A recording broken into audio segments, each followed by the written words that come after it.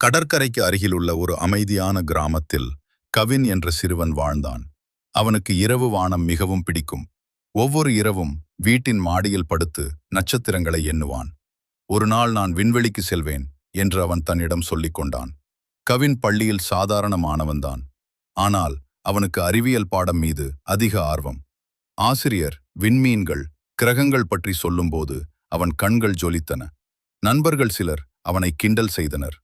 நட்சத்திரங்களை எண்ணி என்ன பயன் என்று சிரித்தனர். ஆனால் கவின் மனம் உடையவில்லை. ஒரு நாள் பள்ளியில் அறிவியல் கண்காட்சி அறிவிக்கப்பட்டது. ஒவ்வொரு மாணவரும் ஒரு மாதிரி உருவாக்க வேண்டும். கவின் உடனே ஒரு யோசனை செய்தான். நான் சூரிய குடும்பத்தின் இயங்கும் மாதிரி செய்வேன் என்றான். ஆனால் அவனிடம் பொருட்கள் வாங்க பணம் இல்லை. அவன் வீட்டில் இருந்த பழைய பொருட்களை தேடினான். உடைந்த பந்து, பழைய கம்பி, காகிதம், நிறப்பேனா எல்லாவற்றையும் சேர்த்து வேலை செய்யத் தொடங்கினான். அவன் தந்தை அதை பார்த்து, முயற்சி செய் மகனே, நான் உன்னை நம்புகிறேன் என்றார். அந்த வார்த்தைகள் அவனுக்கு பெரிய ஊக்கம் தந்தது. நாட்கள் கடந்து கண்காட்சி நாள் வந்தது. மற்ற மாணவர்கள் அழகான விலை உயர்ந்த மாதிரிகளை கொண்டு வந்தனர். கவின் தனது எளிய மாதிரியை மெதுவாக மேசையில் வைத்தான். ஆரம்பத்தில் சிலர் அதை பார்த்து சிரித்தனர். ஆனால் ஆசிரியர் அவனை விளக்கச் சொன்னார். கவின் தன்னம்பிக்கையுடன் பேசத் தொடங்கினான். இதுதான் சூரியன். இதைச் சுற்றி கிரகங்கள் சுழல்கின்றன.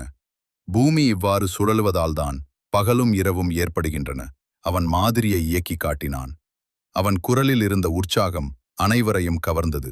நீதிபதிகள் அவனுடைய விளக்கத்தை கவனமாக கேட்டனர்.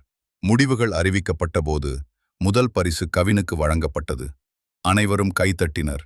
அவனை கிண்டல் செய்த நண்பர்களும் வந்து வாழ்த்தினர். கவின் சிரித்தான். அந்த வெற்றி அவனுக்கு பெரிய மாற்றம் கொண்டு வந்தது. நான் கனவு காண்பதை நிறுத்தக்கூடாது என்று அவன் உறுதி எடுத்தான். அவன் மேலும் புத்தகங்கள் படிக்கத் தொடங்கினான். வானியல் பற்றிய தகவல்களை சேகரித்தான். பள்ளி முடித்த பின் நகரத்திற்கு சென்று உயர்கல்வி கற்றான்.